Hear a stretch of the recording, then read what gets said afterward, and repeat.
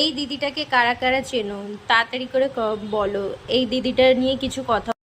Hello বন্ধুরা, তোমরা দিদিটাকে তো সবাই চেনো। সুমিদি নিজের একটা ইনকামে ঘর বানিয়েছে, আমাদের সত্যি খুব ভালো লাগলো।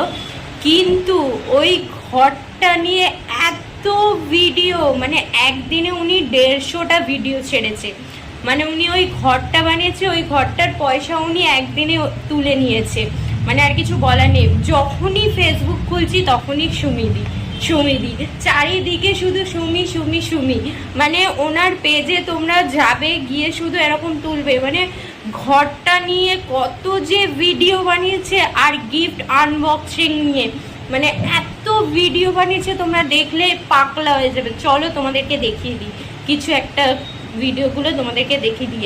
মানে এত পরিমাণে ভিডিও করেছে, আমি তো জাস্ট পাগল হয়ে যাচ্ছি। ফেসবুকে শুধু সুমিদি সুমিদি সুমিদি সুমিদি, মানে ওপরে ভিডিও তুলেই যাচ্ছে, সুমিদির ভিডিও চলে আসছে।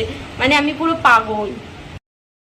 তোমরা কে কে এর ভিডিও দেখে বিরক্ত হচ্ছ তাড়াতাড়ি জানাও।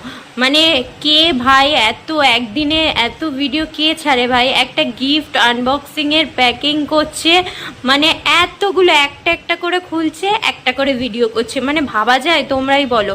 একটা ঘর বানিয়েছে, ঘরের জন্য এত ভিডিও ছাড়ছে। মানে ফেসবুকটা শুধু ওনার ভিডিও, শুধু ওনার ভিডিও। মাথা পুরো খারাপ হয়ে যাচ্ছে আমার, বিরক্ত হয়ে যাচ্ছে আমি দেখে দেখে।